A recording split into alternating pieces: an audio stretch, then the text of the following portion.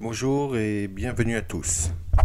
Aujourd'hui, une nouvelle vidéo qui, euh, qui s'intitule Différence entre un vrai prophète et un faux prophète. Pourquoi je fais cette vidéo? Parce que il y a beaucoup de personnes, qui soient pasteurs, qui soient curés, prêtres ou je ne sais quel maître soi-disant spirituel de n'importe quelle religion, se font appeler prophètes. Surtout, bien précisément, les pasteurs qui disent recevoir l'autorité du Christ et l'autorité de Dieu. Donc ils se font appeler pasteurs, ou alors si ce n'est pas eux qui se font appeler pasteurs, ce sont les autres qui les appellent prophètes également. Si eux ne sont également pas appelés prophètes, d'autres leur nommeront prophètes.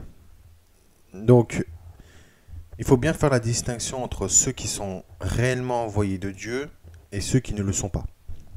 Vous savez, sur Internet, on voit de tout et n'importe quoi, des gens raconter tout et n'importe quoi, mais vous allez me dire aussi, toi aussi tu enseignes, donc tu es un faux prophète.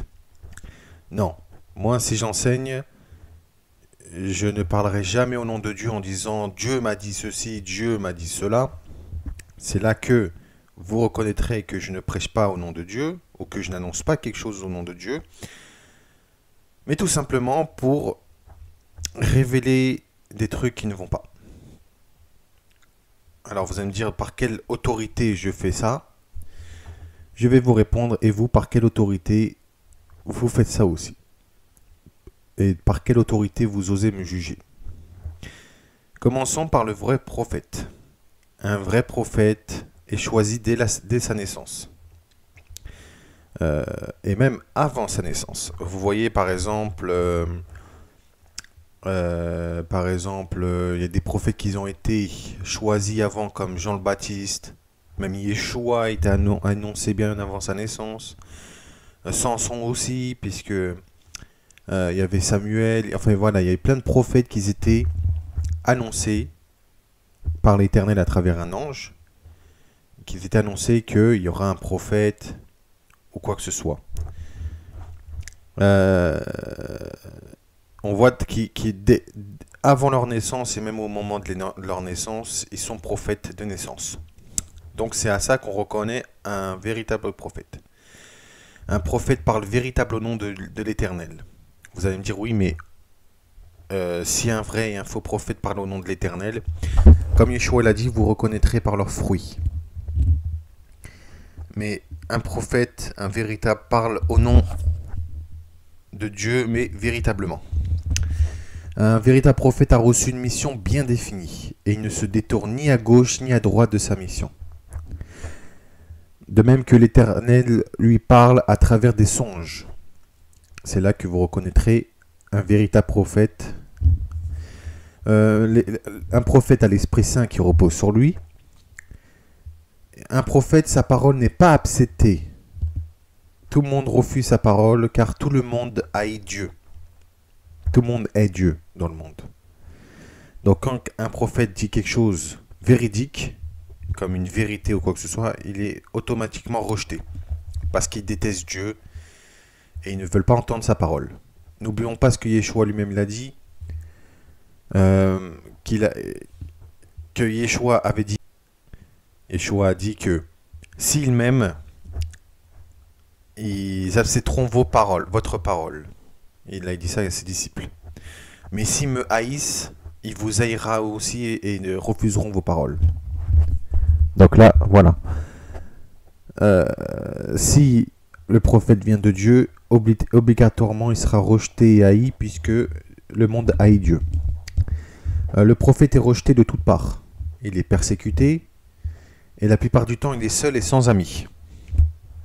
On voit souvent que les prophètes, même Yeshua, étaient seuls, sans amis, tout le monde le rejetait. Les prophètes c'était pareil. Un prophète subit et souffre. Il subit les jalousies, les envies, les méchancetés des gens de ce monde. Il supporte le poids des fautes du monde et il a des visions divines et souvent il est marqué par ces visions. C'est-à-dire que ce sont des visions, des fois, terribles. Et ça le marque. Donc ça prouve que qu'on appelle de base, on appelle les prophètes des hommes de douleur. De base. Un prophète ne trouve rarement le sommeil. Au contraire, son esprit est troublé par les événements du futur qu'il voit en vision. Ou alors, il est troublé par les paroles de l'Éternel ou quoi que ce soit pendant son sommeil. Parce que l'Éternel lui parle en songe. Un prophète prophétise des événements qui se réalisent. Vous allez voir bien après que les faux prophètes prophétisent des trucs mais qui ne se réalisent pas. Un prophète ne cherche aucune gloire, aucune mérite. Au contraire, il glorifie Dieu et il ne veut pas qu'on le glorifie. Il n'accepte aucun argent ni de dons. Un prophète, un véritable, fait des miracles mais qui sont rejetés et non reconnus car le monde haït tout ce qui vient de Dieu. N'oublions pas que lorsque Yeshua guérissait les malades, même un jour de Shabbat, ces miracles étaient rejetés et non reconnus par les pharisiens et le peuple. Un prophète donne gratuitement, sans rien y espérer en retour. Un véritable prophète, lorsqu'il prophétise, il reçoit des moqueries, des insultes, des crachats et même des coups. C'est arrivé par exemple au prophète Jérémie lorsqu'il prophétisa. Il s'est ramassé un coup dans la figure et on l'a mis en prison. Ou alors même le prophète Isaïe disait j'ai tendu ma joue à ceux qui me frappaient et j'ai même laissé je me suis même laissé faire m'arracher la barbe, parce qu'il y en a, il arraché la barbe pendant les coups. Un prophète a compassion des malheureux. Il est souvent en deuil, son cœur est dans l'angoisse à cause de ce monde. Il est d'apparence modeste et ne recherche pas les folies de ce monde. Il est la plupart du temps pauvre ou vit selon ses moyens. Un prophète, on aura beau le chercher, il ne se montrera jamais en public. Ou alors il sera toujours en déplacement, mais voilà. Un prophète apparaît pour annoncer des choses. Et un prophète, bien évidemment, a reçu une huile d'onction sainte. Voilà ce que c'est un véritable prophète. Maintenant, allons voir du côté des faux prophètes. Un faux prophète parle faussement au nom de Dieu. Il annonce des choses fausses au nom de Dieu. Il annonce et prêche des faux dieux et fausses déesses dissimulées dans une quelconque religion, le plus souvent en se servant d'une Bible ou d'un Coran, la plupart du temps. Il annonce également un autre évangile que celui du Christ, le tout dissimulé par des versets bibliques hors contexte. Par exemple, ils vont dire, voilà, tel ou tel verset correspond bien à telle ou telle chose que l'Éternel m'a dit. Voilà, il va essayer à tout prix de convaincre le public. Un faux prophète se fait insuffler dans l'oreille des mensonges, donc que ce soit par Satan ou par des mauvais esprits ou par les démons, qui croient être des révélations divines. L'esprit du mensonge et du mal repose sur lui. Vous voyez que le véritable prophète, l'Esprit Saint repose en lui. Mais le faux prophète, c'est l'esprit du mensonge et du mal qui repose sur lui. Un faux prophète parle pour lui-même et se vante même d'avoir une mission divine, ou il se vante d'avoir une révélation divine en disant que Dieu lui a ordonné telle ou telle chose. La plupart du temps, les faux prophètes deviennent prophètes soit sur le coup, ou alors ils deviennent prophètes très tard. Il y en a qui sont devenus prophètes à l'âge de 40 ans, quand même. Comme j'ai expliqué, les prophètes avant la venue de Yeshua, et même Yeshua lui-même et Jean le Baptiste étaient des prophètes qui étaient annoncés bien avant leur naissance. Voilà, donc ça, ce sont des véritables prophètes. Il y a des faux prophètes qui sont devenus prophètes à l'âge de 40 ans, comme le prophète Mohammed ou je ne sais qui, ou même Bouddha ou je ne sais qui sont devenus des gens qui ont commencé à avoir une autorité religieuse qui ne viennent pas de Dieu. Donc Donc, ils deviennent prophètes très tard. Les véritables prophètes sont prophètes bien avant leur naissance et même à leur naissance. Un faux prophète décide également de devenir prophète après avoir entendu des personnes prêcher la, entre guillemets, bonne parole. Il prophétise des faussetés et sa parole est acceptée de tous. Il ne reçoit ni coups, ni insultes, ni crachats, ni moqueries, ni persécutions. Il séduit le monde par sa parole et induit des masses en erreur. Un faux prophète n'a aucune conscience et pour lui le fait de faire tomber quelqu'un n'est pas de sa faute. Au contraire, il met la faute sur sa victime en disant oui, c'est sa faute et tout. Et la nuit, il dort tranquillement sans avoir le moindre remords. Par contre, les démons viennent la nuit pour lui montrer des songes mais qui ne viennent pas de Dieu. Vous savez, hein, il n'est pas étonnant que Satan lui-même se déguise en ange de lumière. Il reçoit des gloires, des louanges, des honneurs et des mérites, le faux prophète. Le faux prophète court après l'argent, il est souvent bien habillé, fortuné et accompagné de personnes influentes. Il vit au-dessus de ses moyens et il reçoit des dons des autres. Il reçoit des cadeaux également. Un faux prophète dépouille secrètement des victimes. Il dépouille secrètement des victimes dans le secret. Et il a un jeu d'acteur assez impressionnant. Il peut amadouer n'importe qui par ses spectacles et ses effets spéciaux. Parce qu'il ne faut pas oublier que un faux prophète peut commander en disant au nom de je ne sais qui, fais-le. Et il peut très bien faire des tours pour que les gens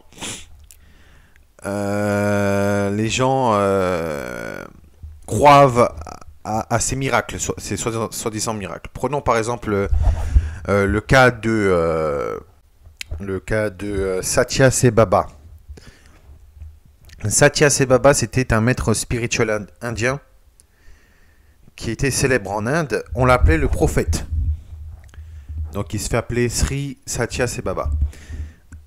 Il avait soi-disant reçu le don des dieux et des déesses de matérialiser ces miracles.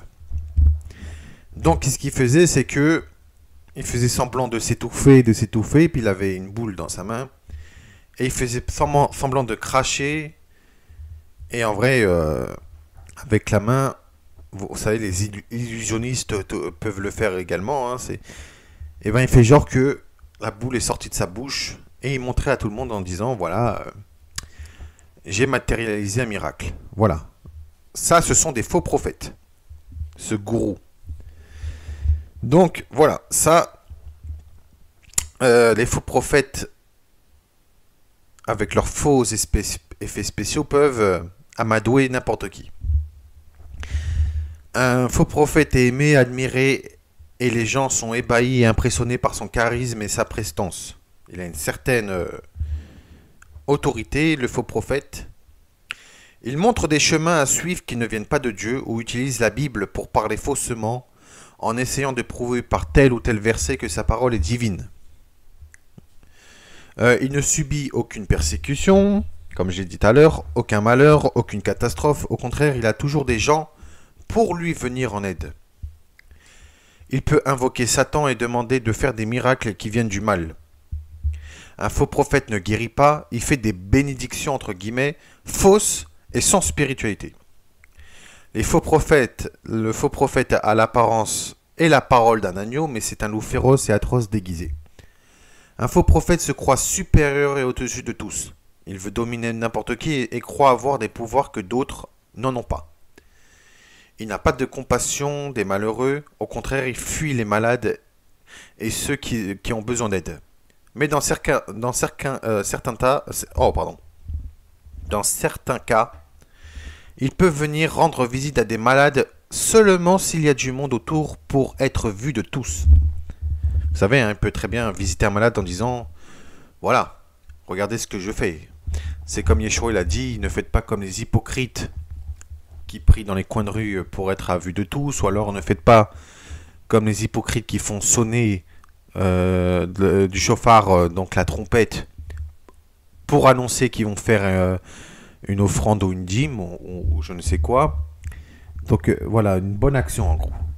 En gros, il fait une bonne action pour être vu pour tous. Même Yeshua a dit, en vérité, je vous le dis, ils auront leur récompense. Alors, il a l'apparence d'une personne spirituelle et remplie d'amour. Il fait tout cela pour être vu et glorifié auprès des hommes. En réalité, c'est le sens inverse. Il est rempli de haine et il n'est pas spirituel. Il donne, mais en espérant avoir un retour.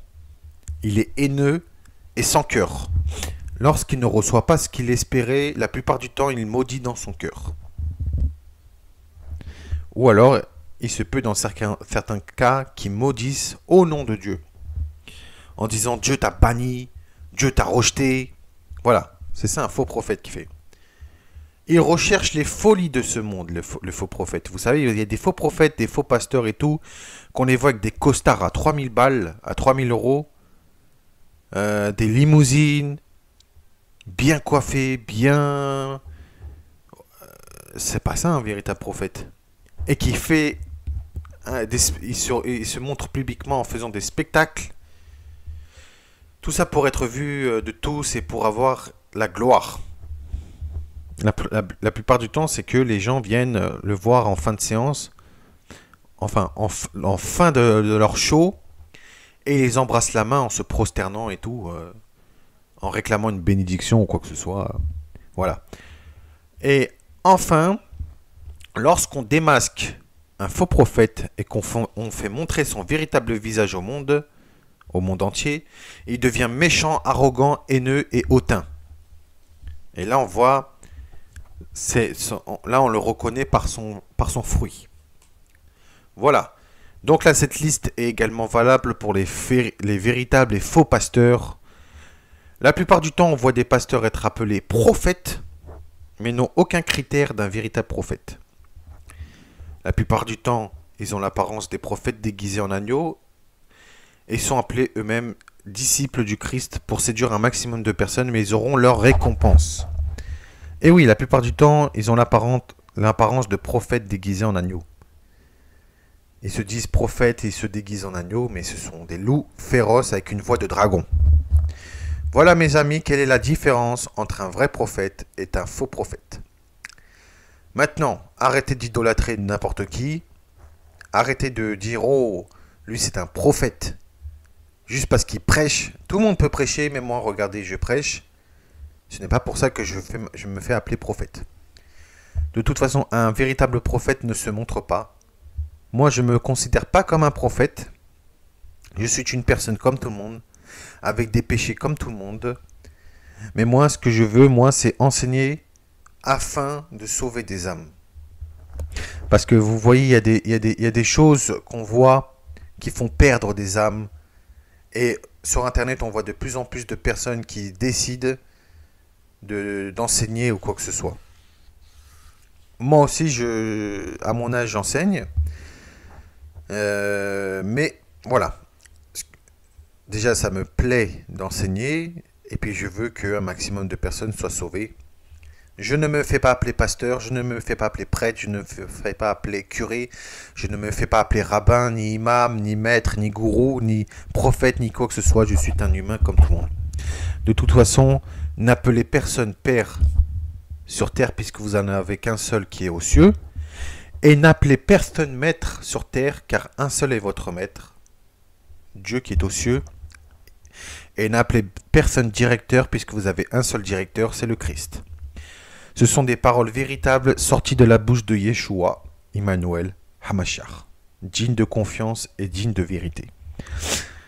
À très bientôt à vous tous et j'espère que je vous ai prouvé et je vous ai fait la différence entre un véritable prophète et un faux prophète.